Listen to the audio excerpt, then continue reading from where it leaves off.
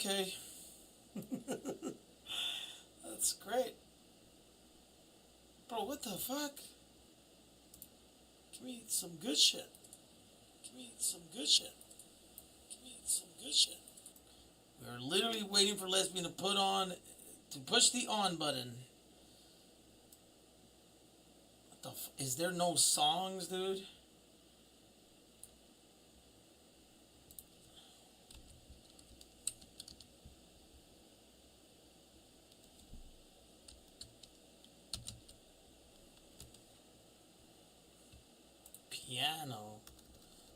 Piano here, bitch. Okay.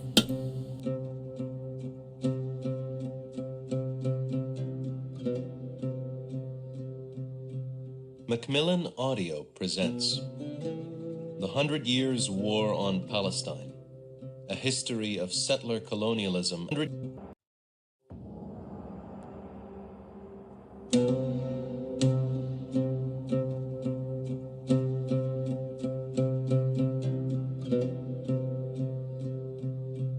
Macmillan Audio presents The 100 Years' War on Palestine, a history of settler colonialism and resistance, 1917 to 2017, by Rashid Khaldi. Introduction read for you by the author, narrated by Fajer Al-Kasi.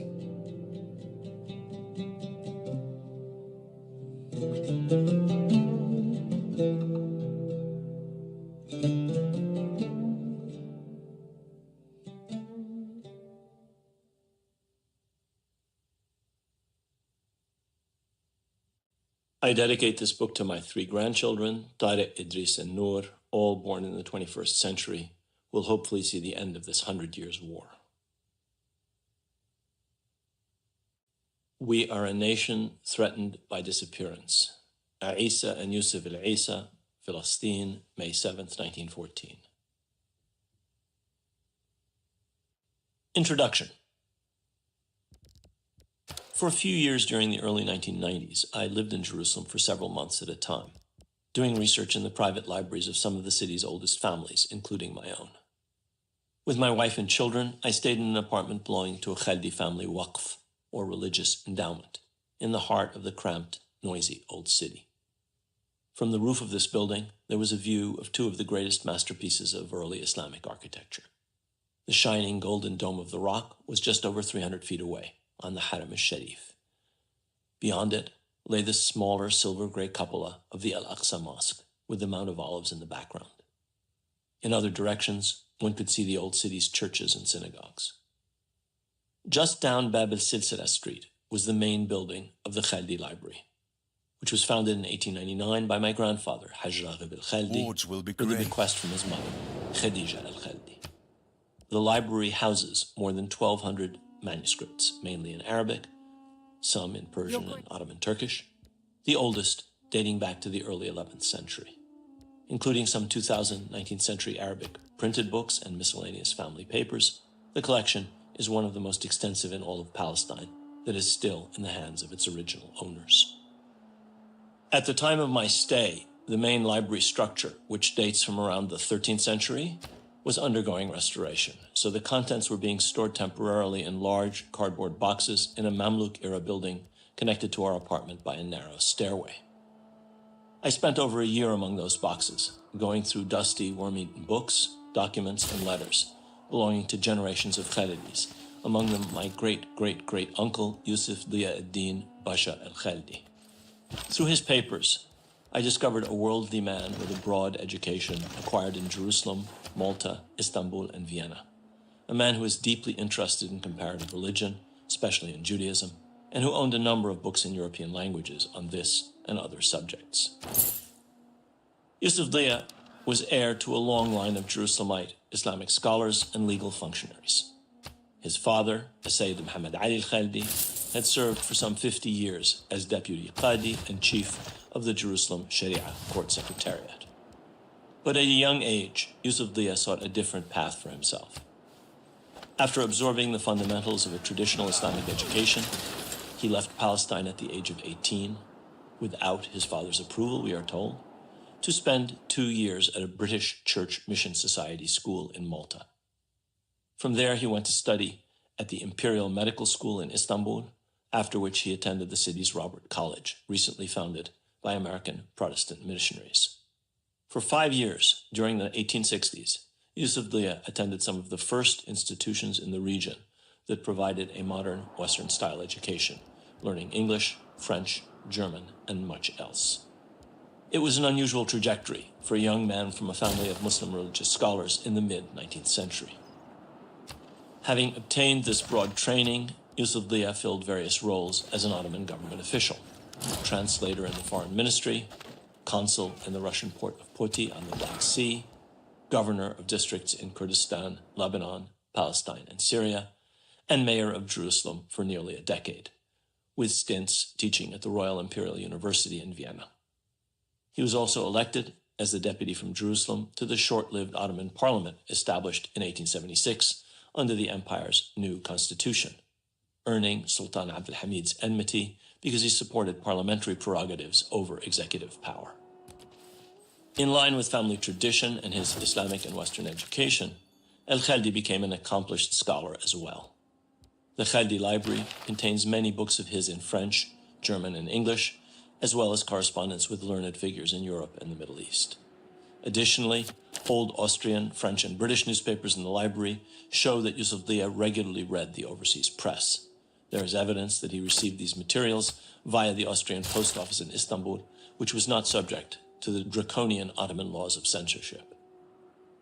As a result of his wide reading, as well as his time in Vienna and other European countries, and from his encounters with Christian missionaries, Yusuf Dia was fully conscious of the pervasiveness of Western anti-Semitism. He had also gained impressive knowledge of the intellectual origins of Zionism, specifically its nature as a response to Christian Europe's virulent anti-Semitism. He was undoubtedly familiar with Der Judenstaat by the Viennese journalist Theodor Herzl, published in 1896, and was aware of the first 2 Zionist congresses in Basel, Switzerland in 1897 and 1898. Indeed, it seems clear that Yusuf Dia knew of Herzl from his own time in Vienna. He knew of the debates and the views of the different Zionist leaders and tendencies, including Herzl's explicit call for a state for the Jews with the sovereign right to control immigration. Moreover, as mayor of Jerusalem, he had witnessed the friction with the local population prompted by the first years of proto-Zionist activity, starting with the arrival of the earliest European Jewish settlers in the late 1870s and early 1880s. Herzl, the acknowledged leader of the growing movement he had founded, had paid his sole visit to Palestine in 1898, timing it to coincide with that of the German Kaiser Wilhelm II. He had already begun to give thought to some of the issues involved in the colonization of Palestine, writing in his diary in 1895, "We must expropriate gently the private property on the estates assigned to us. We shall try to spirit the penniless population across the border by procuring employment for it in the transit countries, while denying it employment in our own country. The property owners will come over to our side. Both the process of expropriation and the removal of the poor must be carried out discreetly and circumspectly."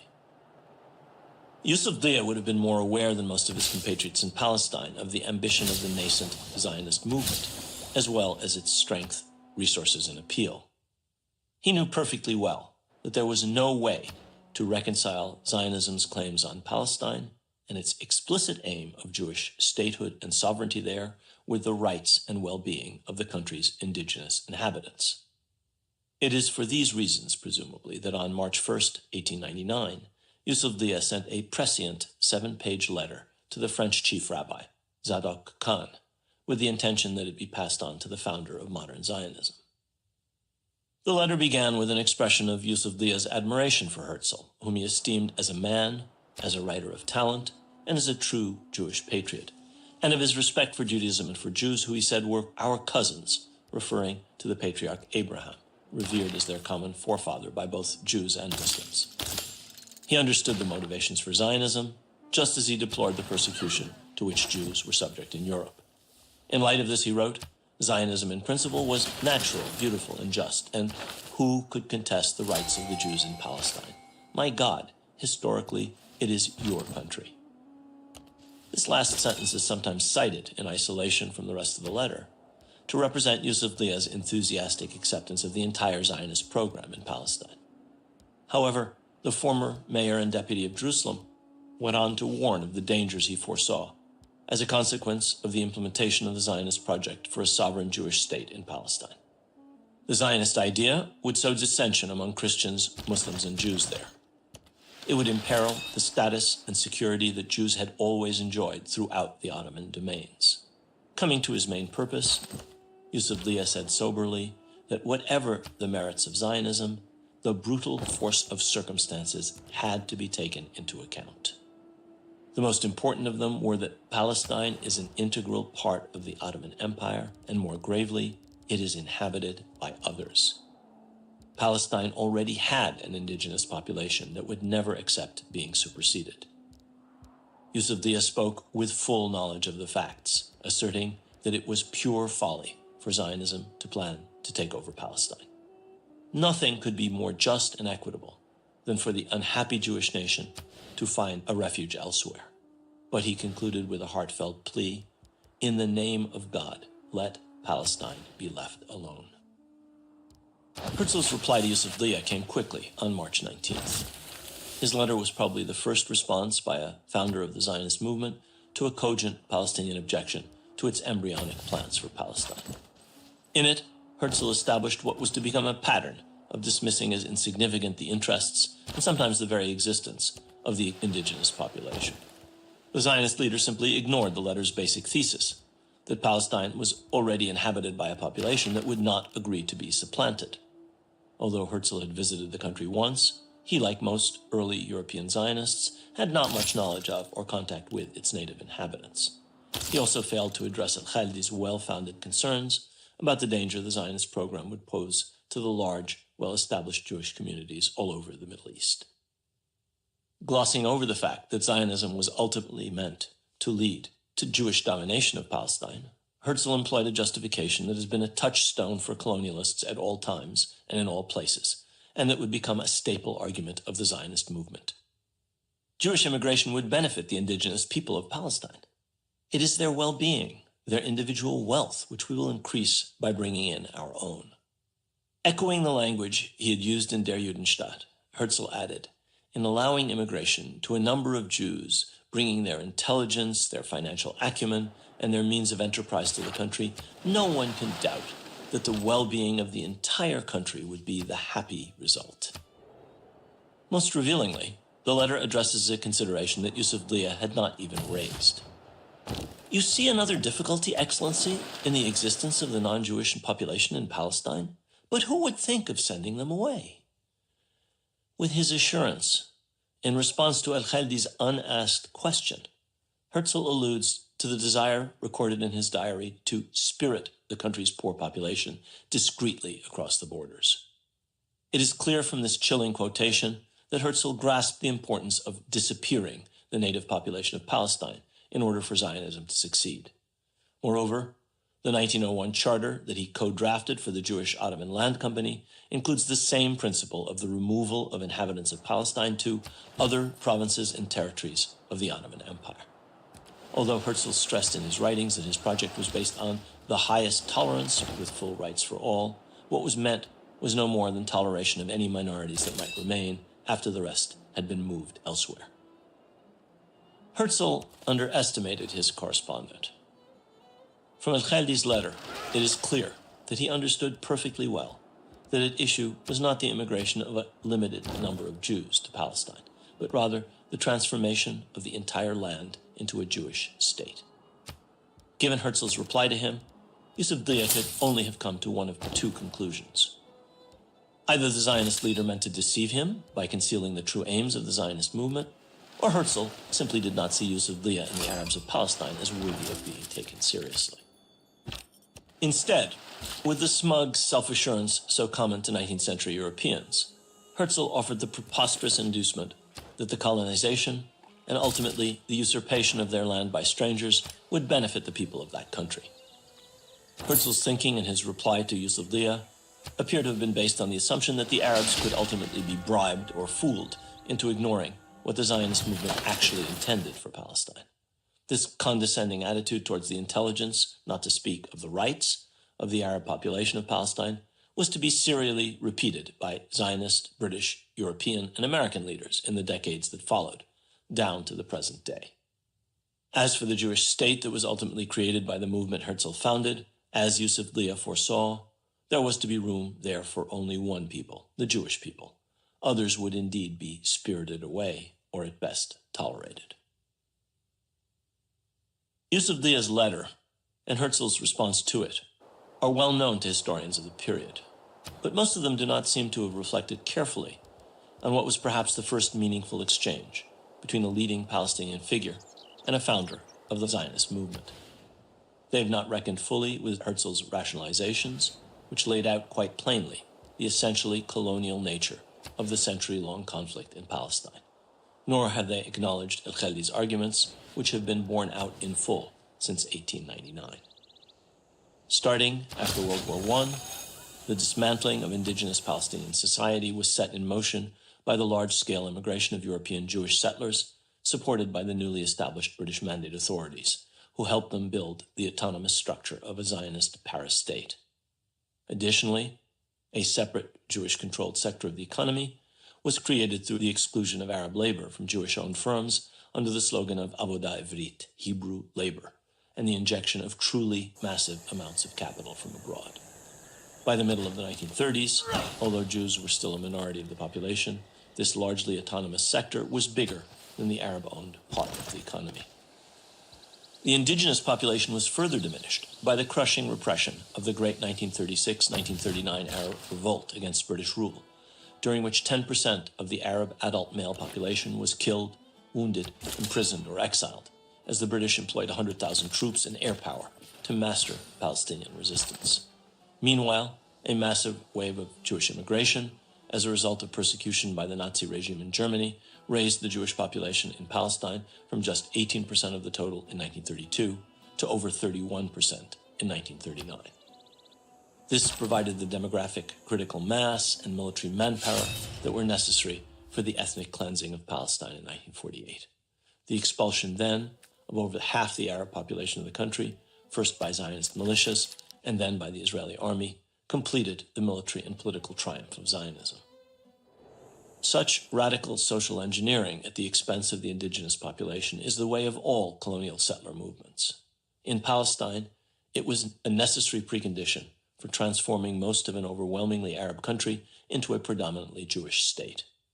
As this book will argue, the modern history of Palestine can best be understood in these terms: as a colonial war waged against the indigenous population by a variety of parties to force them to relinquish their homeland to another people against their will. Although this war shares many of the typical characteristics of other colonial campaigns, it also possesses very specific characteristics, as it was fought by and on behalf of the Zionist movement, which itself was and is a very particular colonial project. Further complicating this understanding is the fact that this colonial conflict, conducted with massive support from external powers, became over time a national confrontation between two new national entities, two peoples. Underlying this feature and amplifying it was the profound resonance for Jews, and also for many Christians, of their biblical connection to the historic land of Israel. Expertly woven into modern political Zionism, this resonance has become integral to it. A late 19th century colonial national movement thus adorned itself with a biblical coat that was powerfully attractive to Bible-reading Protestants in Great Britain and the United States, blinding them to the modernity of Zionism and to its colonial nature. For how could Jews be colonizing the land where their religion began? Given this blindness, the conflict is portrayed as, at best, a straightforward, if tragic, national clash between two peoples with rights in the same land. At worst, it is described as the result of the fanatical, inveterate hatred of Arabs and Muslims for the Jewish people as they assert their inalienable right to their eternal, God-given homeland. In fact, there is no reason that what has happened in Palestine for over a century cannot be understood as both a colonial and a national conflict. But our concern here is its colonial nature, as this aspect has been as underappreciated as it is central, even though those qualities typical of other colonial campaigns are everywhere in evidence in the modern history of Palestine. Characteristically, European colonizers seeking to supplant or dominate indigenous peoples, whether in the Americas, Africa, Asia, or Australasia, or in Ireland, have always described them in pejorative terms. They also always claim that they will leave the native population better off as a result of their rule. The civilizing and progressive nature of their colonial projects serves to justify whatever enormities are perpetrated against the indigenous peoples to fulfill their objectives. One need only refer to the rhetoric of French administrators in North Africa or of British viceroys in India. Of the British Raj, Lord Curzon said, "To feel that somewhere among these millions you have left a little justice or happiness or prosperity, a sense of manliness or moral dignity, a spring of patriotism, a dawn of intellectual enlightenment, or a stirring of duty where it did not before exist, that is enough. That is the Englishman's justification in India." The words "where it did not before exist" bear repeating. For Curzon and others of his colonial class, the natives did not know what was best for them and could not achieve these things on their own. "You cannot do without us," Curzon said in another speech. For over a century, the Palestinians have been depicted in precisely the same language by their colonizers as have been other indigenous peoples. The condescending rhetoric of Theodor Herzl and other Zionist leaders was no different from that of their European peers. The Jewish state, Herzl wrote, would form a part of a wall of defense for Europe in Asia, an outpost of civilization against barbarism. This was similar to the language used in the conquest of the North American frontier, which ended in the 19th century with the eradication or subjugation of the continent's entire native population. As in North America, the colonization of Palestine, like that of South Africa, Australia, Algeria, and parts of East Africa, was meant to yield a white European settler colony. The same tone towards the Palestinians that characterizes both Curzon's rhetoric and Herzl's letter is replicated in much discourse on Palestine in the United States, Europe, and Israel, even today. In line with this colonial rationale, there's a vast body of literature dedicated to proving that before the advent of European Zionist colonization, Palestine was barren, empty, and backward. Historical Palestine has been the subject of innumerable disparaging tropes in Western popular culture, as well as academically worthless writing that purports to be scientific and scholarly, but that is riddled with historical errors, misrepresentations, and sometimes outright bigotry. At most, this literature asserts, the country was inhabited by a small population of rootless and nomadic Bedouin who had no fixed identity and no attachment to the land they were passing through, essentially as transients. The corollary of this contention is that it was only the labor and drive of the new Jewish immigrants that turned the country into the blooming garden it supposedly is today, and that only they had an identification with and love for the land, as well as a God-given right to it. This attitude is summed up in the slogan, "A land without a people for a people without a land," used by Christian supporters of a Jewish Palestine, as well as by early Zionists like Israel Zangwill. Palestine was terra nullius to those who came to settle it, with those living there nameless and amorphous. Thus, Herzl's letter to Yusuf Blia referred to Palestinian Arabs, then roughly 95% of the country's inhabitants, as its non-Jewish population. Essentially, the point being made is that the Palestinians did not exist or were of no account, or did not deserve to inhabit the country they so sadly neglected. If they did not exist, then even well-founded Palestinian objections to the Zionist movement's plans could simply be ignored. Just as Herzl dismissed Yusufzlia el-Khaldi's letter, most later schemes for the disposition of Palestine were similarly cavalier. The 1917 Balfour Declaration, issued by the British cabinet and committing Britain to the creation of a national Jewish homeland, never mentioned the Palestinians, the great majority of the country's population at the time, even as it set the course for Palestine for the subsequent century. The idea that the Palestinians simply do not exist, or even worse, are the malicious invention of those who wish Israel ill, is supported by such fraudulent books as Joan Peters' From Time Immemorial, now universally considered by scholars to be completely without merit. On publication in 1984, however, it received a rapturous reception, and it is still in print and selling discouragingly well. Such literature, both pseudo-scholarly and popular, is largely based on European travelers' accounts, on those of new Zionist immigrants, or on British mandatory sources. It is often produced by people who know nothing about the indigenous society and its history and have disdain for it, or worse yet, have an agenda that depends on its invisibility or disappearance. Rarely utilizing sources produced from within Palestinian society, these representations essentially repeat the perspective, the ignorance, and the biases, tinged by European arrogance, of outsiders. The message is also amply represented in popular culture in Israel and the United States, as well as in political and public life. It has been amplified via mass-market books, such as Leon Uris's novel Exodus and the Academy Award-winning movie that it spawned, works that have had a vast impact on an entire generation and that serve to confirm and deepen pre-existing prejudices. Political figures have explicitly denied the existence of Palestinians. For example, former Speaker of the House Newt Gingrich. I think that we've had and invented Palestinian people who are in fact Arabs. While returning from a trip to Palestine in March 2015, the governor of Arkansas, Mike Huckabee, said, "There's really no such thing as Palestinians." To some degree, every U.S. administration since Harry Truman's has been staffed by people making policy on Palestine whose views indicate that they believe Palestinians, whether or not they exist, are lesser beings than Israelis. Significantly, many early apostles of Zionism had been proud to embrace the colonial nature of their project. The eminent revisionist Zionist leader, Zev Jabotinsky, godfather of the political trend that has dominated Israel since 1977, upheld by Prime Ministers Menachem Begin, Yitzhak Shamir, Ariel Sharon, Ehud Olmert, and Benjamin Netanyahu, was especially clear about this.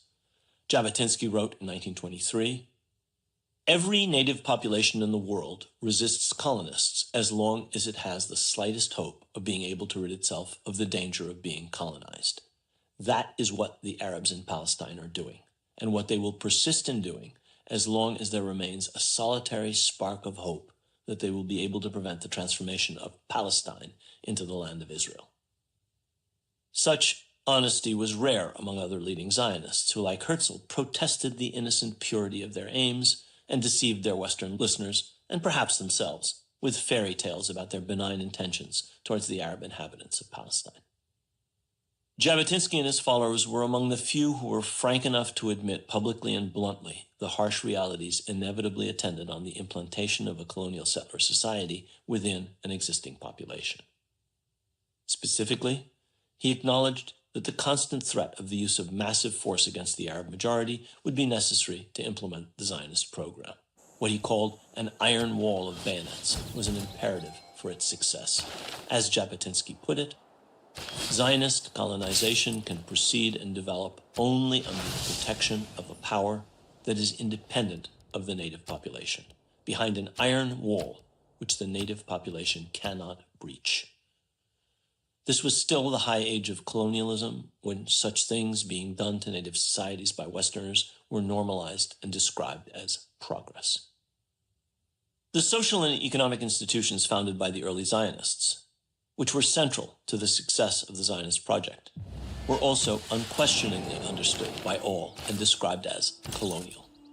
The most important of these institutions was the Jewish Colonization Association, in 1924 renamed the Palestine Jewish Colonization Association. This body was originally established by the German Jewish philanthropist Baron Maurice de Hirsch, and later combined with a similar organization founded by the British peer and financier Lord Edmund de Rothschild. The JCA provided the massive financial support that made possible extensive land purchases and the subsidies that enabled most of the early Zionist colonies in Palestine to survive and thrive before and during the Mandate period. Unremarkably, once colonialism took on a bad odor in the post-World War II era of decolonization, the colonial origins and practice of Zionism in Israel were whitewashed and conveniently forgotten in Israel and the West. In fact, Zionism, for 2 decades the coddled stepchild of British colonialism, rebranded itself as an anti-colonial movement. The occasion for this drastic makeover was a campaign of sabotage and terrorism launched against Great Britain after it drastically limited its support of Jewish immigration with the 1939 White Paper on the eve of World War II. This falling out between erstwhile allies to help them fight the Palestinians in the late 1930s, Britain had armed and trained the Jewish settlers it allowed to enter the country, encouraged the outlandish idea that the Zionist movement was itself anti-colonial. There was no escaping the fact that Zionism initially had clung tightly to the British Empire for support and had only successfully implanted itself in Palestine thanks to the unceasing efforts of British imperialism. It could not be otherwise. For as Jabotinsky stressed, only the British had the means to wage the colonial war that was necessary to suppress Palestinian resistance to the takeover of their country. This war has continued since then, waged sometimes overtly and sometimes covertly, but invariably with the tacit or overt approval and often the direct involvement of the leading powers of the day and the sanction of the international bodies they dominated, the League of Nations and the United Nations. Today, the conflict that was engendered by this classic 19th century European colonial venture in a non-European land, supported from 1917 onward by the greatest Western imperial power of its age, is rarely described in such unvarnished terms. Indeed, those who analyze not only Israeli settlement efforts in Jerusalem, the West Bank, and the occupied Syrian Golan Heights, but the entire Zionist enterprise from the perspective of its colonial settler origins and nature, are often vilified.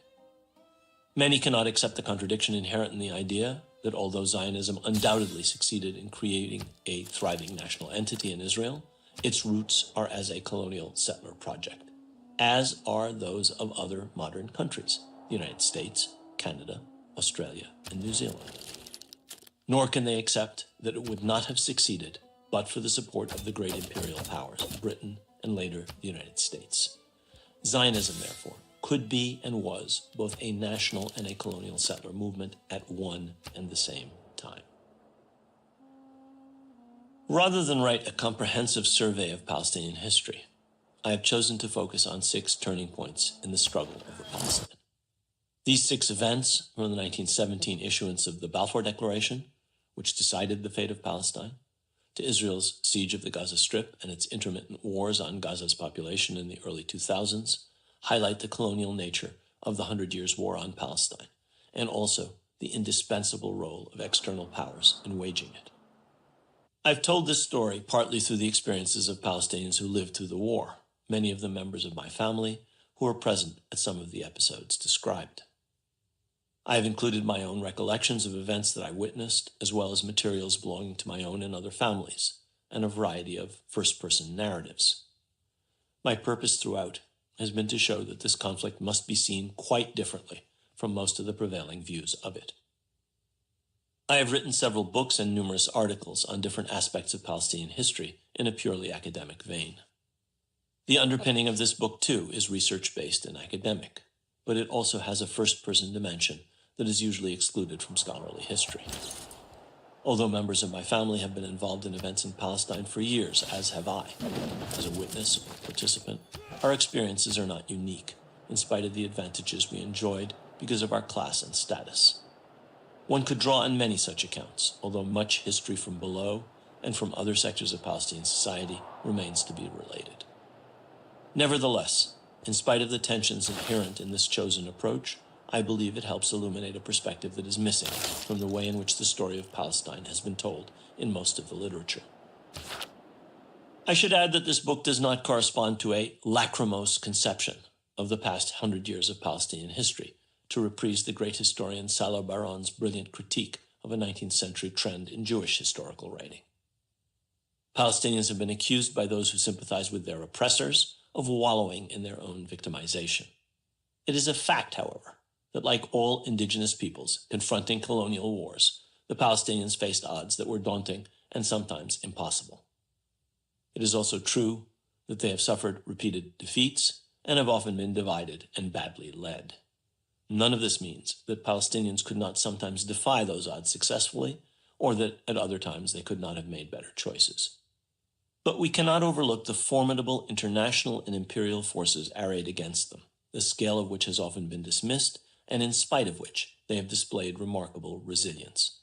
It is my hope that this book will reflect this resilience and help recover some of what has thus far been airbrushed out of the history by those who control all of historic Palestine and the narrative surrounding it.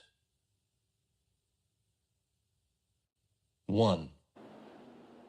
The first declaration of war, 1917 to 1939. There are plenty of cases of war being begun before it is declared. Arthur James Balfour. At the turn of the 20th century, before Zionist colonization had much appreciable effect on Palestine, new ideas were spreading. Modern education and literacy had begun to expand, and the integration of the country's economy into the global capitalist order was proceeding apace.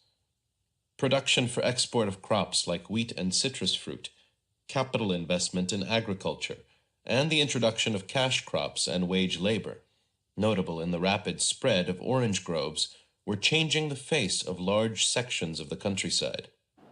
This evolution went hand in hand with the accumulation of private land ownership by fewer people. Large tracts were coming under the control of absentee landlords, many of whom lived in Beirut or Damascus, at the expense of peasant smallholders. Sanitation, health, and rates of live births were all slowly improving. Death rates were in decline, and the population was in consequence increasing more quickly. The telegraph, the steamship, the railway, gaslight, electricity, and modern roads were gradually transforming cities, towns, and even some rural villages. At the same time, travel within the region and beyond was faster, cheaper, safer, and more convenient. In the 1860s, Yusuf Dia al-Khaldi had to go all the way to Malta and Istanbul to acquire an education along Western lines. By 1914, such an education could be had in a variety of state, private, and missionary schools and colleges in Palestine, Beirut, Cairo, and Damascus. Modern pedagogy was often introduced by foreign missionary schools, Catholic, Protestant, and Orthodox, as well as by the Jewish schools of the Alliance Israélite Universelle. Partly out of fear that foreign missionaries in league with their great power patrons would come to dominate the instruction of the younger generation, the Ottoman authorities established a growing network of state schools, which eventually served more students in Palestine than did foreign schools.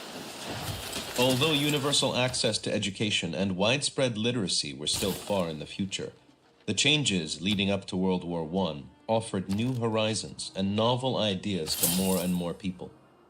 The Arab population benefited from these developments. Socially, Palestine was still heavily rural, with a predominantly patriarchal, hierarchical nature, as it largely remained until 1948. It was dominated by narrow urban elites drawn from a few families like my own, who clung to their positions and privileges even as they adapted to new conditions, with younger family members acquiring modern educations and learning foreign languages to maintain their standing and their advantages. These elites controlled the politics of Palestine, although the growth of new professions, trades, and classes meant that in the 1900s there were more avenues of advancement and upward mobility.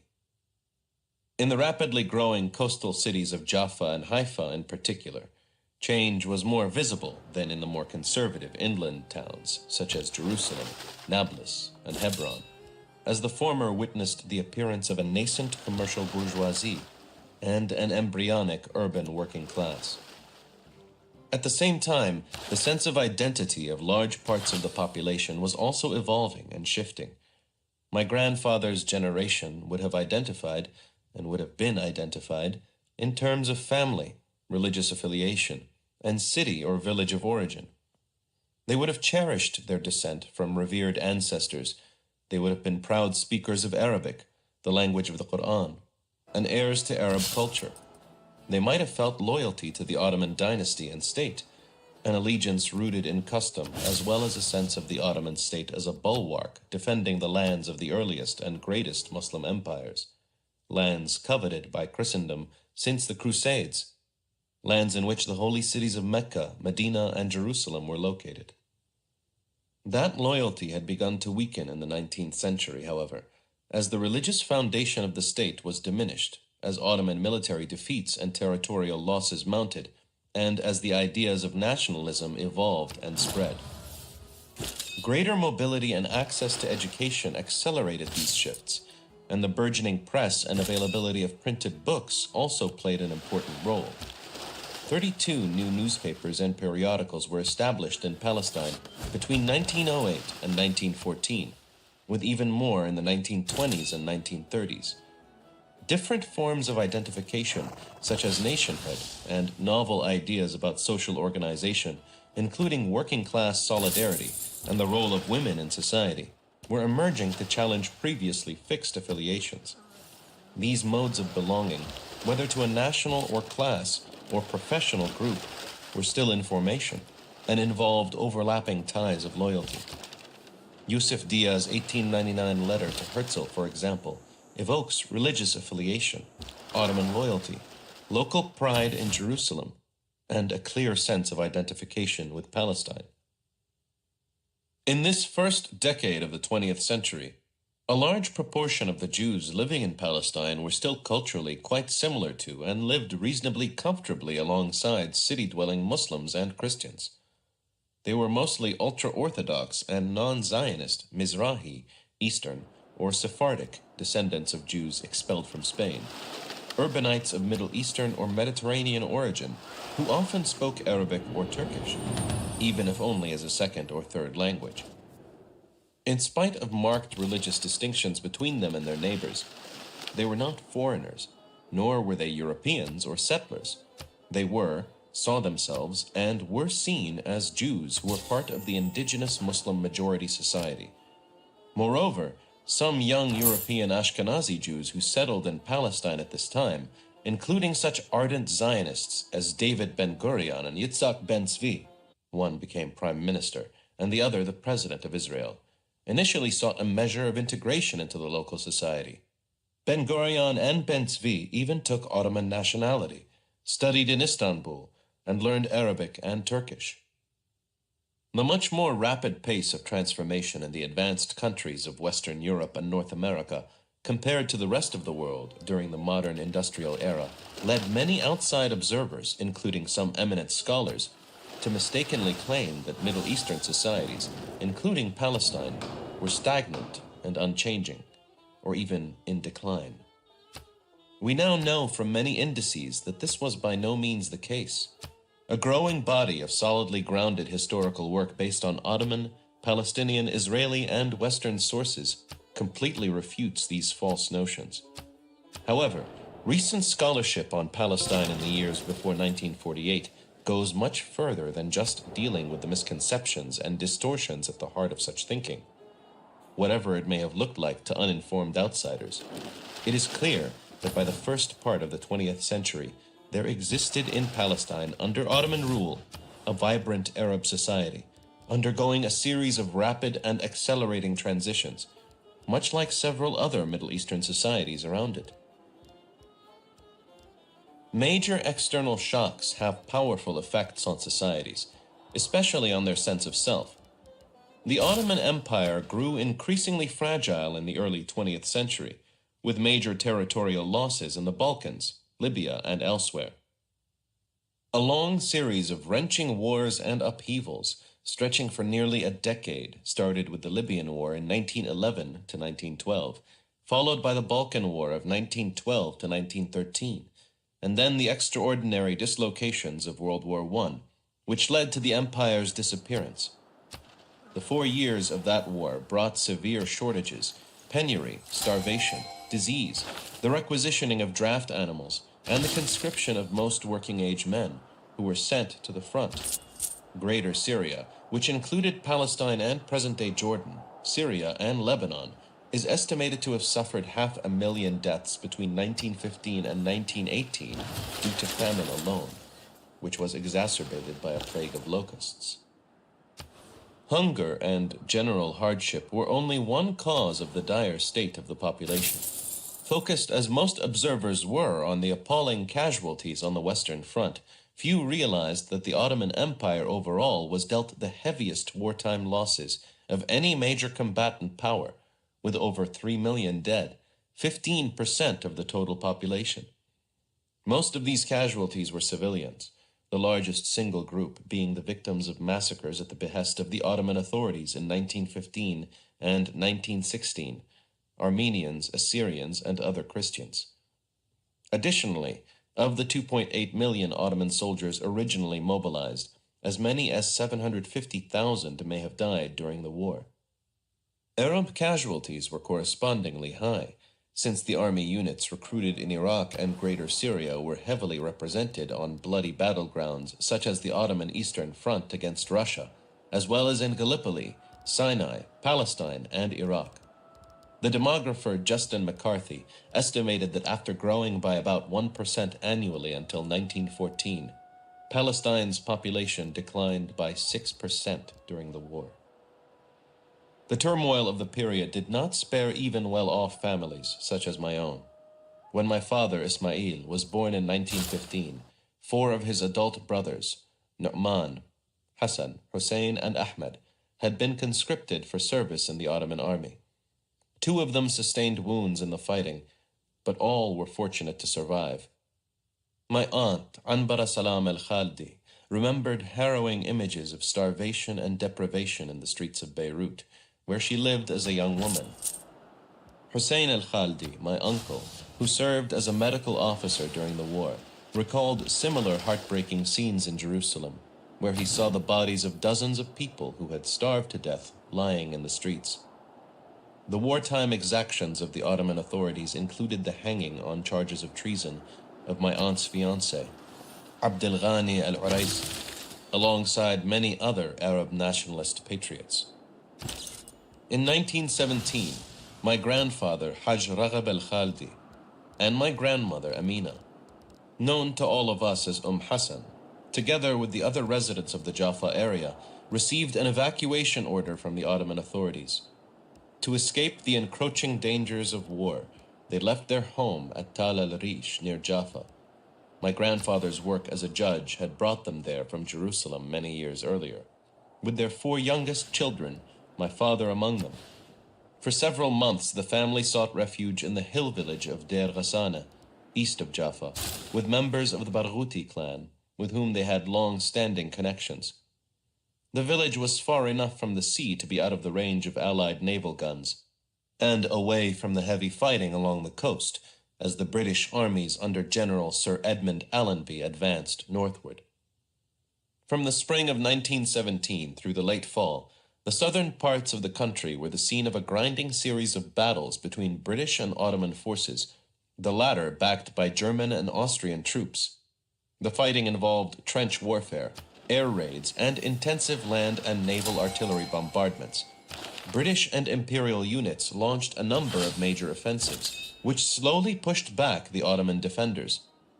The fighting spread to the north of Palestine in the winter. Jerusalem, in the center, was captured by the British in December 1917 and continued into early 1918. In many regions, the direct impact of the war caused intense suffering. One of the worst-hit districts comprised Gaza City and the nearby towns and villages, where large areas were pulverized by heavy British shelling during prolonged trench warfare, and then the slow Allied advance up the Mediterranean coastline. Soon after Jaffa fell to the British in November 1917, my grandfather's family returned to their Tal al-Rish home. Another aunt, Fatima al-Khaldi Salam, then an 8-year-old, recalled her father addressing the British troops. "Welcome, welcome," he said in his undoubtedly imperfect English. Hassan, who heard this as "Ya welcome," woe to you, in Arabic, feared that he had endangered the family by taunting the alien soldiers.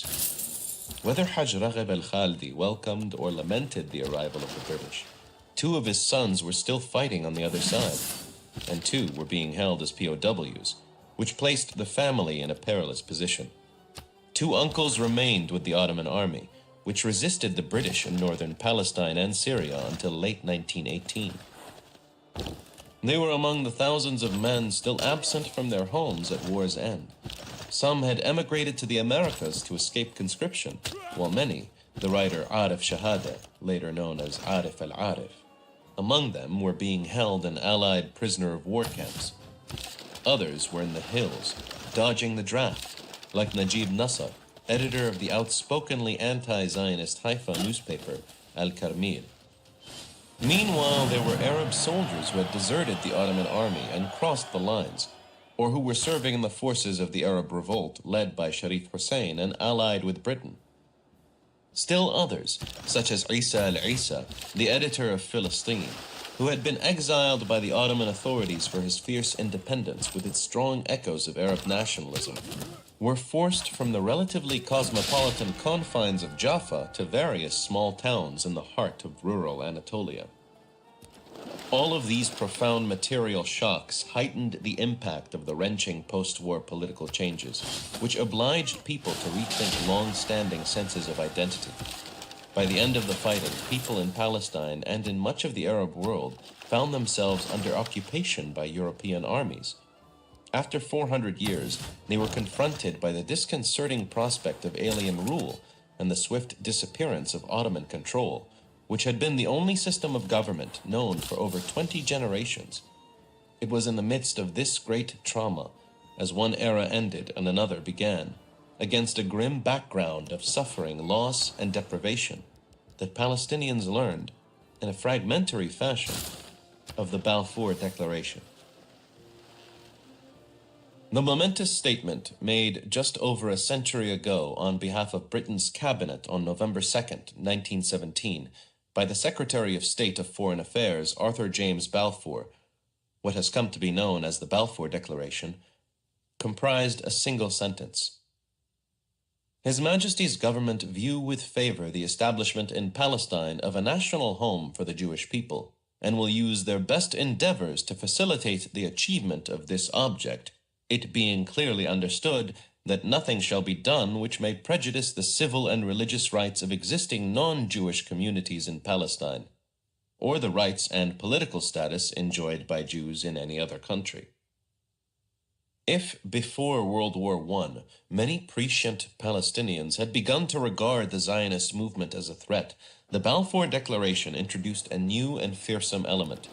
In the soft, deceptive language of diplomacy, with its ambiguous phrase approving the establishment in Palestine of a national home for the Jewish people, the declaration effectively pledged Britain's support for Theodor Herzl's aims of Jewish statehood, sovereignty, and control of immigration in the whole of Palestine.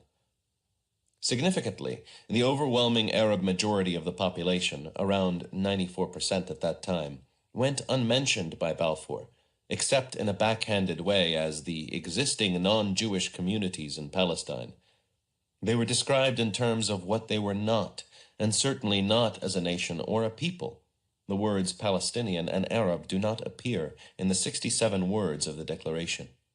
This overwhelming majority of the population was promised only civil and religious rights, not political or national rights. By way of contrast, Balfour ascribed national rights to what he called the Jewish people, who in 1917 were a tiny minority, 6% of the country's inhabitants. Before securing British backing, the Zionist movement had been a colonizing project in search of a great power patron. Having failed to find a sponsor in the Ottoman Empire, in Wilhelmine Germany, and elsewhere, Theodor Herzl's successor, Chaim Weizmann, and his colleagues finally met with success in their approach to the wartime British cabinet, led by David Lloyd George, acquiring the support of the greatest power of the age. The Palestinians now faced a far more formidable adversary than ever before.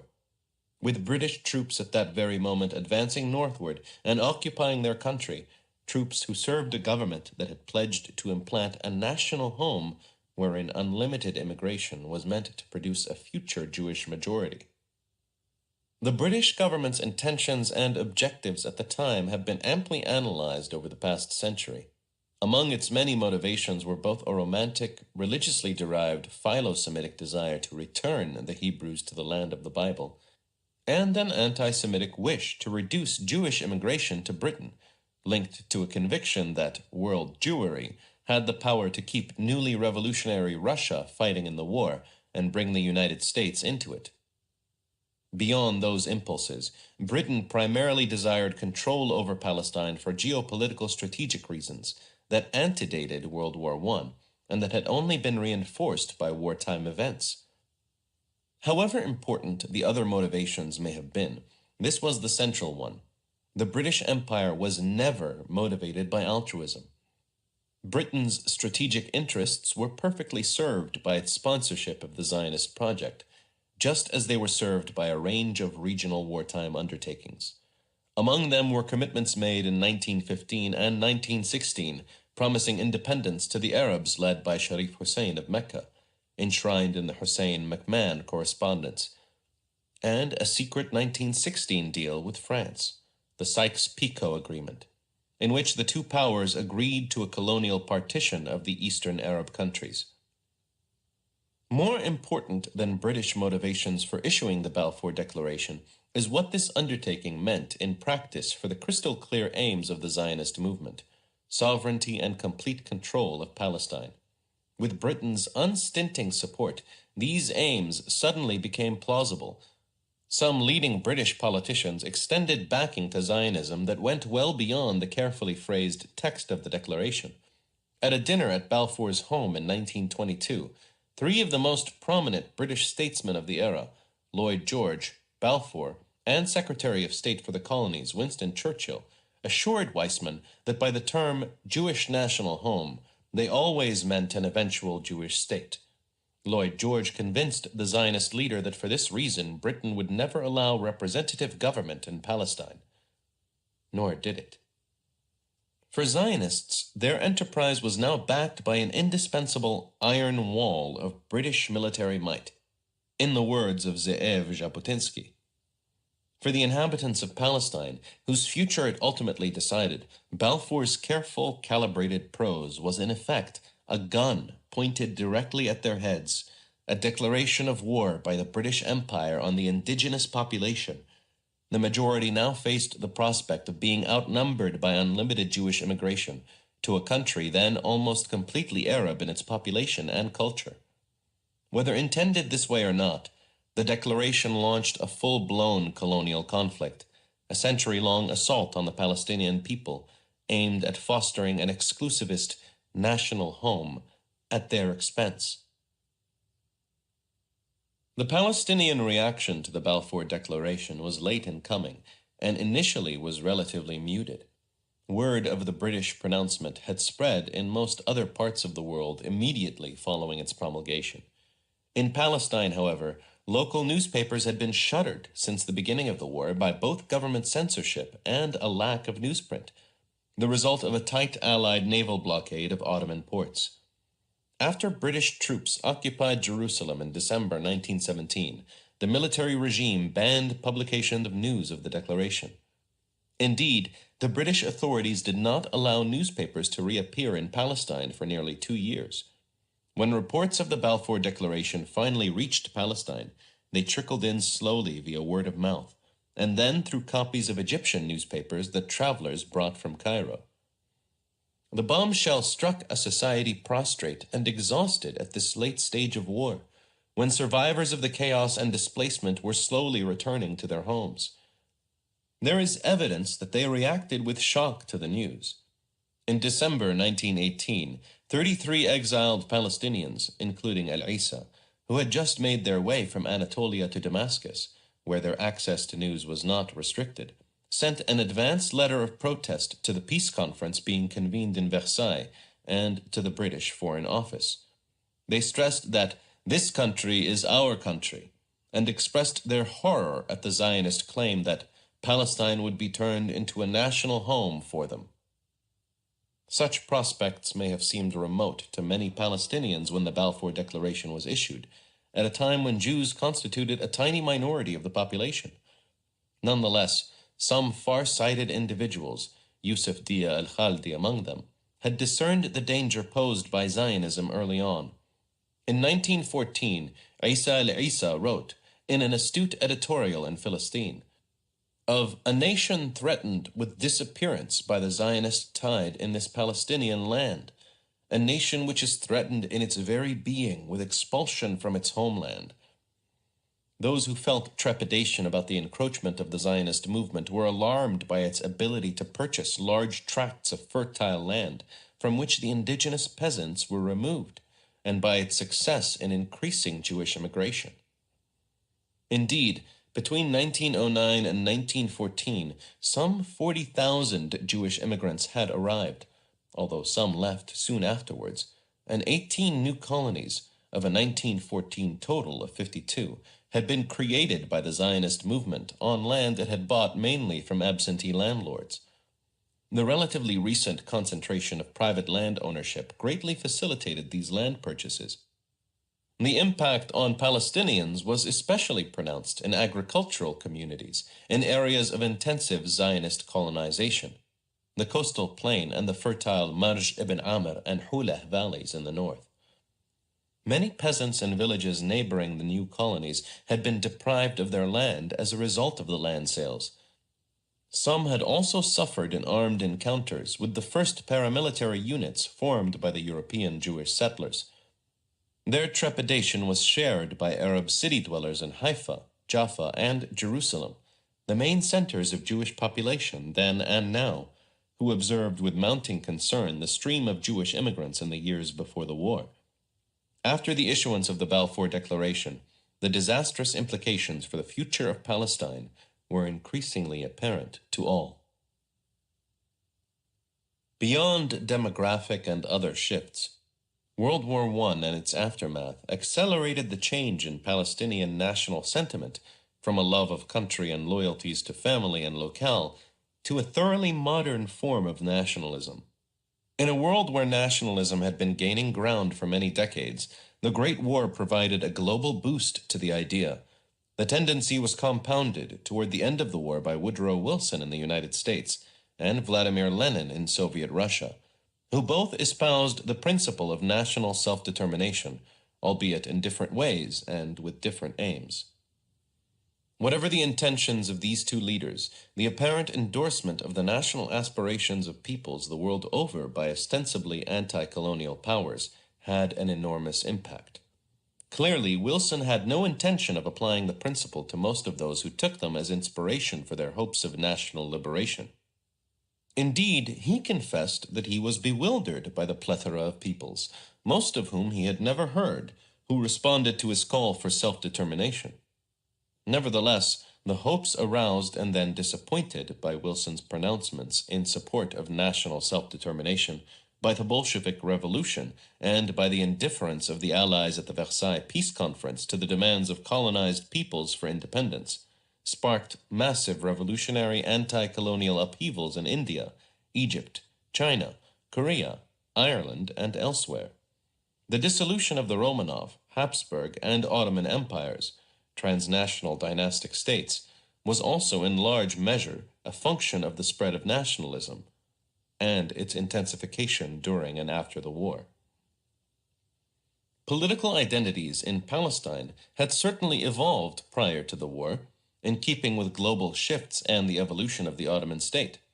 However, this had happened relatively slowly, within the constraints of the dynastic, transnational, and religiously legitimated empire.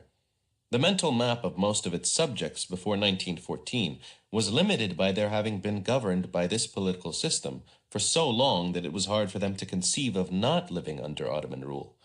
Going into the post-war world, suffering from collective trauma, the people of Palestine faced a radically new reality. They were to be ruled by Britain, and their country had been promised to others as a national home. Against this could be set their expectations about the possibility of Arab independence and self-determination, promised to Sharif Hussein by the British in 1916, a promise repeated in multiple public pledges thereafter, including in an Anglo-French declaration of 1918, before being enshrined in the Covenant of the New League of Nations in 1919. One crucial window into Palestinians' perceptions of themselves and their understanding of events between the wars is the Palestinian press. Two newspapers, Isa al-Isa's Jaffa publication, Palestine, and Al-Karmil, published in Haifa by Najib Nasser, were bastions of local patriotism and critics of the Zionist British Entente and the danger that it posed to the Arab majority in Palestine. They were among the most influential beacons of the idea of Palestinian identity. Other newspapers echoed and amplified the same themes, focusing on the burgeoning, largely closed Jewish economy, and the other institutions created by the Zionist state-building project and supported by the British authorities. After attending the ceremonial opening of a new rail line in 1929 that connected Tel Aviv to the Jewish settlements and Arab villages to the south, Isa al-Isa wrote an ominous editorial in Palestine. All along the route, he wrote, Jewish settlers took advantage of the presence of British officials to make new demands of them, while Palestinians were nowhere to be seen. There was only one tar bush, he said, among so many hats. The message was clear. The Wataniyin, the people of the country, were poorly organized, while Al-Qawm, this nation, exploited every opportunity offered them. The title of the editorial summed up the gravity of al-Isa's warning. Strangers in our own land, our drowsiness and their alertness. Another such window is provided by the growing number of published memoirs by Palestinians. Most of them are in Arabic and reflect the concerns of their upper-class and middle-class authors. To find the views of the less well-to-do segments of Palestinian society is more difficult. There is little oral history available from the early decades of British rule. While sources such as these provide a sense of the evolution of identity among Palestinians, with the increasing use of the terms Palestine and Palestinians, the turning points in this process are hard to pinpoint. A few things can be gleaned from my grandfather's personal trajectory. Haj Raghib, who had a traditional religious education and who served as a religious official and as a qadi, was a close friend of Isa al-Isa, who incidentally was my wife Muna's grandfather, and contributed articles on topics like education, libraries, and culture to Palestine. Through Khaldi and al-Isa's family lore, we get a sense of the frequent social interactions between the two, one Muslim, the other Greek Orthodox, primarily in the garden of my grandfather's house in Tal al-Rish on the outskirts of Jaffa. In one story, the two men put up with the interminable visit of a boring conservative local sheikh before returning, after he leaves, to the more convivial pleasure of private drinking. The point is that Haj Raghib, a religious figure, was part of a circle of leading secular advocates of Palestine as a source of identity. The history revealed by even a cursory examination of the press, memoirs, and similar sources generated by Palestinians flies in the face of the popular mythology of the conflict, which is premised on their non-existence or lack of a collective consciousness. In fact, Palestinian identity and nationalism are all too often seen to be no more than recent expressions of an unreasoning, if not fanatical, opposition to Jewish national self-determination. But Palestinian identity, much like Zionism, emerged in response to many stimuli, and at almost exactly the same time as did modern political Zionism. The threat of Zionism was only one of these stimuli, just as anti-Semitism was only one of the factors fueling Zionism. As newspapers like Palestine and Al-Karmil revealed, this identity included love of country, a desire to improve society, religious attachment to Palestine, and opposition to European control. After the war, the focus on Palestine as a central locus of identity drew strength from widespread frustration at the blocking of Arab aspirations in Syria and elsewhere, as the Middle East became suffocatingly dominated by the European colonial powers. This identity is thus comparable to the other Arab nation-state identities that emerged around the same time in Syria, Lebanon, and Iraq. Indeed, all the neighboring Arab peoples developed modern national identities very similar to that of Palestinians, and did so without the impact of the emergence of Zionist colonialism in their midst. Just like Zionism, Palestinian and other Arab national identities were modern and contingent, a product of late 19th century and 20th century circumstances, not eternal and immutable. The denial of an authentic, independent Palestinian identity is of a piece with Herzl's colonialist views on the alleged benefits of Zionism to the indigenous population, and constitutes a crucial element in the erasure of their national rights and peoplehood by the Balfour Declaration, and its sequels. As soon as they were able to do so in the wake of World War I, Palestinians began to organize politically in opposition both to British rule and to the imposition of the Zionist movement as a privileged interlocutor of the British. Palestinians' efforts included petitions to the British, to the Paris Peace Conference, and to the newly formed League of Nations. Their most notable effort was a series of 7 Palestine Arab Congresses, planned by a countrywide network of Muslim Christian societies and held from 1919 until 1928. These congresses put forward a consistent series of demands focused on independence for Arab Palestine, rejection of the Balfour Declaration, support for majority rule, and ending unlimited Jewish immigration and land purchases. The Congresses established an Arab executive that met repeatedly with British officials in Jerusalem and in London, albeit to little avail. It was a dialogue of the deaf. The British refused to recognize the representative authority of the Congresses or its leaders, and insisted on Arab acceptance of the Balfour Declaration and the terms of the mandate that had succeeded it, the antithesis of every substantive Arab demand, as a precondition for discussion. The Palestinian leadership pursued this fruitless legalistic approach for over a decade and a half. In contrast to these elite-led initiatives, popular dissatisfaction with British support for Zionist aspirations exploded into demonstrations, strikes, and riots, with violence flaring notably in 1920, 1921, and 1929, each episode more intense than the previous one. In every case, these were spontaneous eruptions, often provoked by Zionist groups flexing their muscle. The British repressed peaceful protests and outbreaks of violence with equally harsh severity, but Arab popular discontent continued. By the early 1930s, younger, educated, lower-middle and middle-class elements, impatient with the conciliatory approach of the elite, began to launch more radical initiatives and organize more militant groups. These included an activist network set up throughout the northern parts of the country by a Haifa-based itinerant preacher of Syrian origin named Sheikh Iz al-Din al-Qassam, which was clandestinely preparing for an armed uprising, as well as the Istiqlal Independence Party, whose name summarized its aims. All of these efforts took place initially in the shadow of a strict British military regime that lasted until 1920. One of the congresses was held in Damascus because the British had banned Palestinian political activity, and thereafter under a series of British mandatory high commissioners. The first of them was Sir Herbert Samuel, a committed Zionist and former cabinet minister who laid the governmental foundations for much of what followed, and who ably advanced Zionist aims while foiling those of the Palestinians. Well-informed Palestinians were aware of what the Zionists were preaching both abroad and in Hebrew in Palestine to their followers, that unlimited immigration would produce a Jewish majority that would permit a takeover of the country.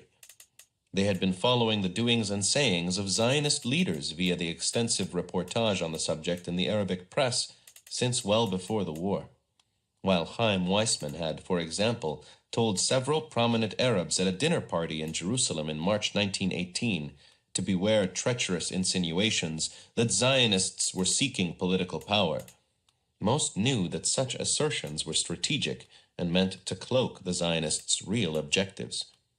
Indeed, the Zionist movement's leaders understood that under no circumstances should they talk as though the Zionist program required the expulsion of the Arabs, because that would cause the Jews to lose the world's sympathy. But knowledgeable Palestinians were not deceived. While readers of the press, members of the elite, and villagers and city dwellers who were in direct contact with the Jewish settlers were conscious of the threat, such awareness was far from universal. Similarly, the evolution of the Palestinians' sense of self was uneven. While most people desired Palestinian independence, some entertained the hope that such independence could be secured as part of a larger Arab state. A newspaper briefly published in Jerusalem in 1919 by Arif al-Arif and another political figure, Muhammad Hassan al-Budayri, proclaimed this aspiration in its name, Suriya al-Janubiyya, or Southern Syria. The publication was quickly suppressed by the British. A government under Amir Faisal, son of Sharif Hussein, had been established in Damascus in 1918, and many Palestinians hoped their country would become the southern part of this nation-state. However, France claimed Syria for itself on the basis of the Sykes-Picot Agreement, and in July 1920, French troops occupied the country, eliminating the newborn Arab state. As Arab countries under mandates or other forms of direct or indirect European control became preoccupied with their own narrow problems, more and more Palestinians realized they would have to depend on themselves.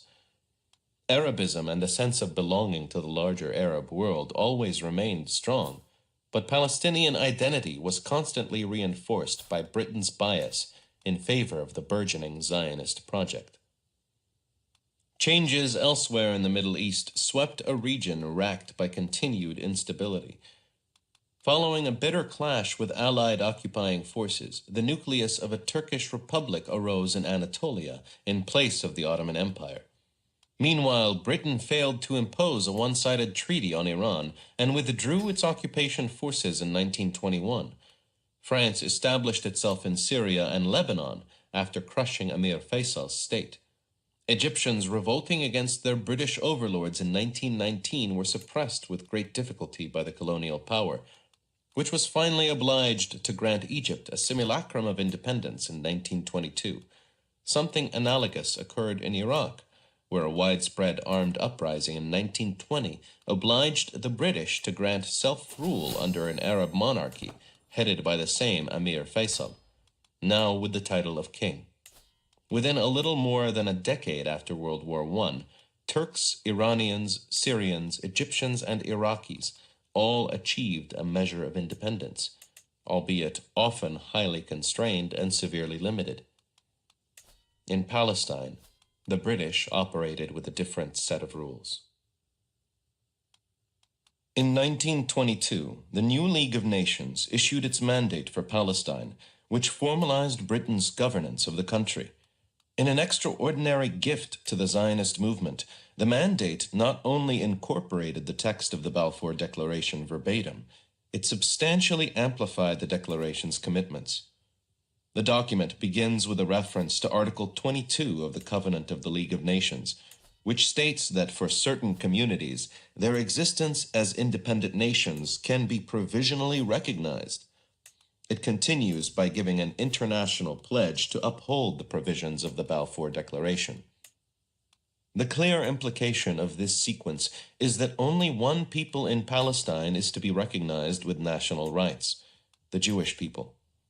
This was in contradistinction to every other Middle Eastern mandated territory, where Article 22 of the Covenant applied to the entire population and was ultimately meant to allow for some form of independence of these countries. In the third paragraph of the mandate's preamble, the Jewish people, and only the Jewish people, are described as having a historic connection to Palestine. In the eyes of the drafters, the entire 2,000-year-old built environment of the country with its villages, shrines, castles, mosques, churches, and monuments dating to the Ottoman, Mamluk, Ayyubid, Crusader, Abbasid, Umayyad, Byzantine, and earlier periods, belonged to no people at all, or only to amorphous religious groups. There were people there, certainly, but they had no history or collective existence, and could therefore be ignored. The roots of what the Israeli sociologist Baruch Kimmerling called the politicide of the Palestinian people are on full display in the mandate's preamble. The surest way to eradicate a people's right to their land is to deny their historical connection to it. Nowhere in the subsequent 28 articles of the mandate is there any reference to the Palestinians as a people with national or political rights. Indeed, as in the Balfour Declaration, the words Arab and Palestinian do not appear. The only protections envisaged for the great majority of Palestine's population involved personal and religious rights and preservation of the status quo at sacred sites. On the other hand, the mandate laid out the key means for establishing and expanding the national home for the Jewish people, which, according to its drafters, the Zionist movement was not creating, but reconstituting. 7 of the mandate's 28 articles are devoted to the privileges and facilities to be extended to the Zionist movement to implement the national home policy. The others deal with administrative and diplomatic matters, and the longest article treats the question of antiquities. The Zionist movement, in its embodiment in Palestine as the Jewish Agency, was explicitly designated as the official representative of the country's Jewish population. Although before the mass immigration of committed European Zionists, the Jewish community comprised mainly either religious or Mizrahi Jews, who in the main were not Zionists, or who even opposed Zionism. Of course, no such official representative was designated for the unnamed Arab majority. Article 2 of the mandate provided for self-governing institutions.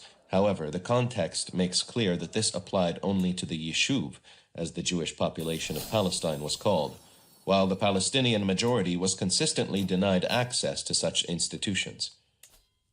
Any later concessions offered on matters of representation, such as a British proposal for an Arab agency, were conditional on equal representation for the tiny minority and the large majority, and on Palestinian acceptance of the terms of the mandate, which explicitly nullified their existence. Only the first catch-22 in which the Palestinians would find themselves trapped. Representative institutions for the entire country on a democratic basis and with real power were never on offer, in keeping with Lloyd George's private assurance to Weizmann. For the Palestinian majority would naturally have voted to end the privileged position of the Zionist movement in their country. One of the key provisions of the mandate was Article 4, which gave the Jewish Agency quasi-governmental status as a public body with wide-ranging powers in economic and social spheres and the ability to assist and take part in the development of the country as a whole. Beyond making the Jewish Agency a partner to the mandatory government, this provision allowed it to acquire international diplomatic status and thereby formally represent Zionist interests before the League of Nations and elsewhere. Such representation was normally an attribute of sovereignty, and the Zionist movement took great advantage of it to bolster its international standing and act as a parastate. Again, no such powers were allowed to the Palestinian majority over the entire 30 years of the mandate, in spite of repeated demands. Article 6 enjoined the mandatory power to facilitate Jewish immigration and encourage close settlement by Jews on the land. A most crucial provision, given the importance of demography and control of land throughout the subsequent century of struggle between Zionism and the Palestinians.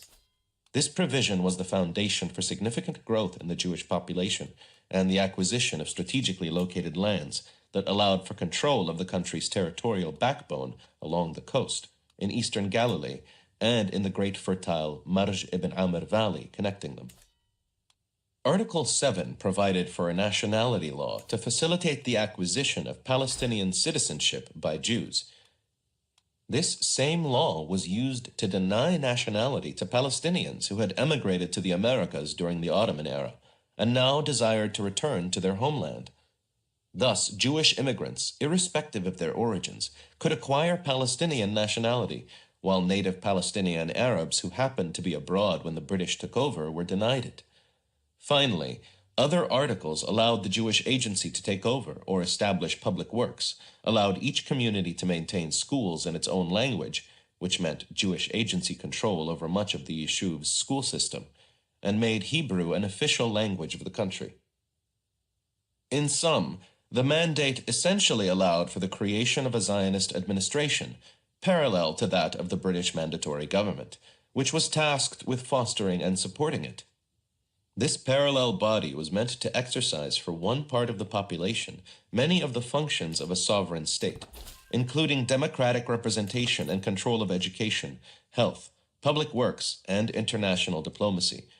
To enjoy all the attributes of sovereignty, this entity lacked only military force.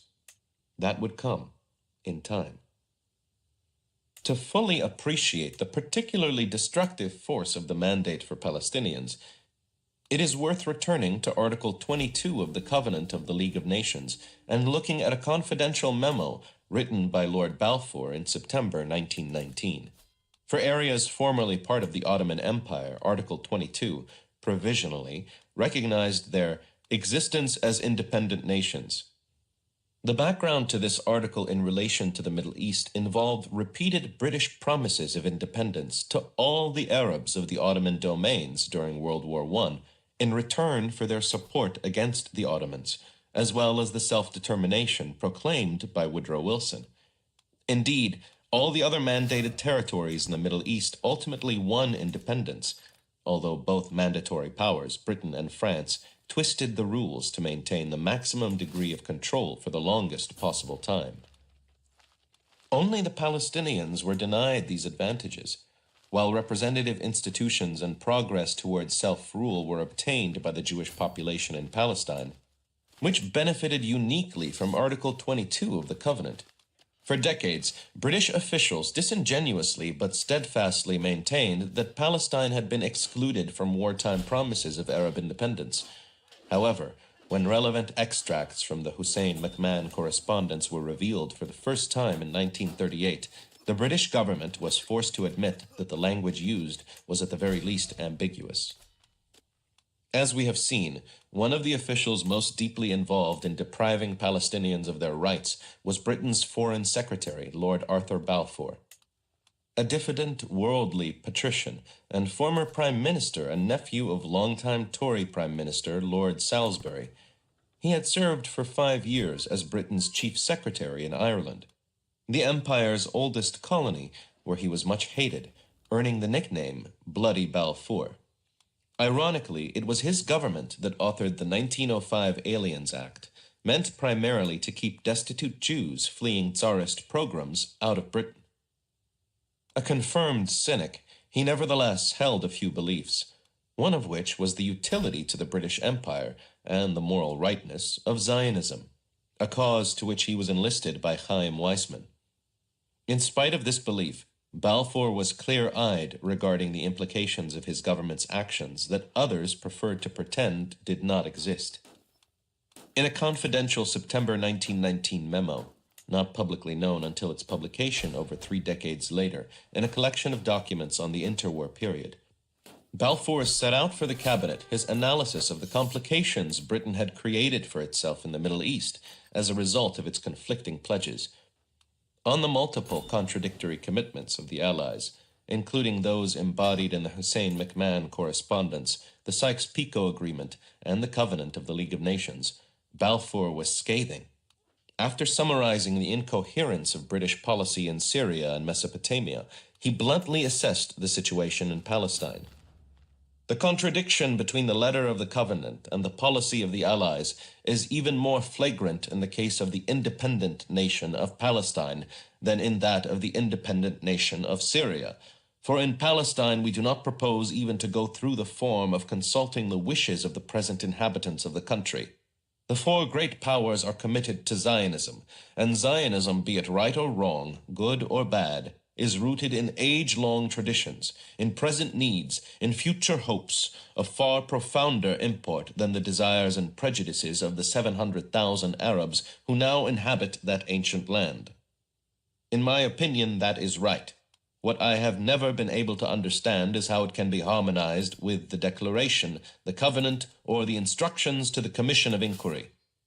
I do not think that Zionism will hurt the Arabs, but they will never say they want it. Whatever be the future of Palestine, it is not now an independent nation, nor is it yet on the way to become one. Whatever deference should be paid to the views of those who live there, the powers in their selection of a mandatory do not propose, as I understand the matter, to consult them. In short, so far as Palestine is concerned, the powers have made no statement of fact which is not admittedly wrong, and no declaration of policy which, at least in the letter, they have not always intended to violate. In this brutally frank summary, Balfour set the high-minded, age-long traditions, present needs, and future hopes embodied in Zionism against the mere desires and prejudices of the Arabs in Palestine, who now inhabit that ancient land, implying that its population was no more than transient. Echoing Herzl, Balfour airily claimed that Zionism would not hurt the Arabs, yet had no qualms about recognizing the bad faith and deceit that characterized British and Allied policy in Palestine. But this is of no matter.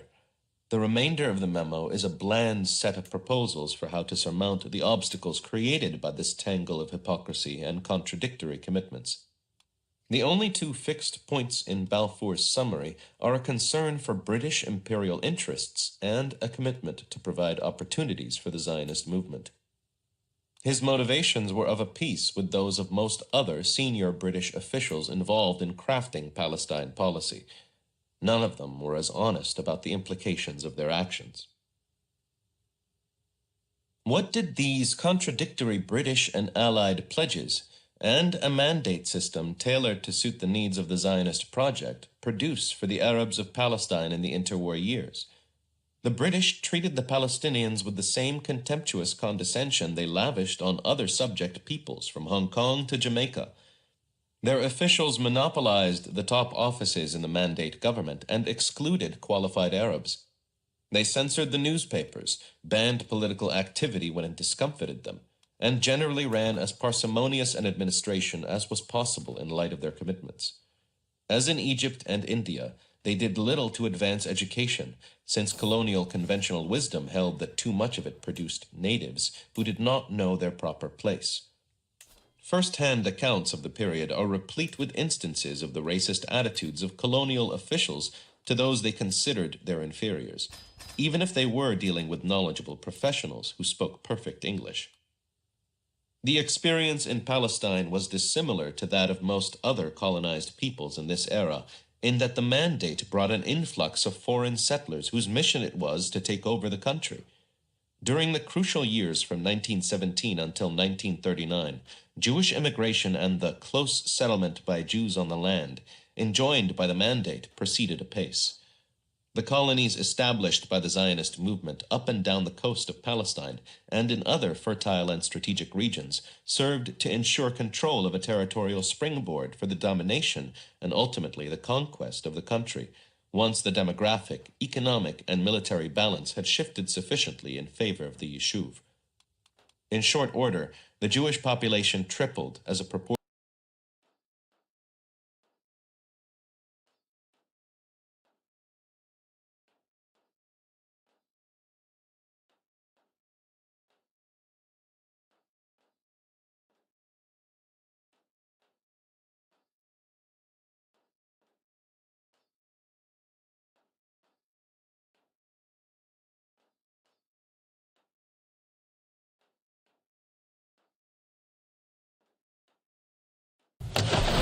They're coming straight in.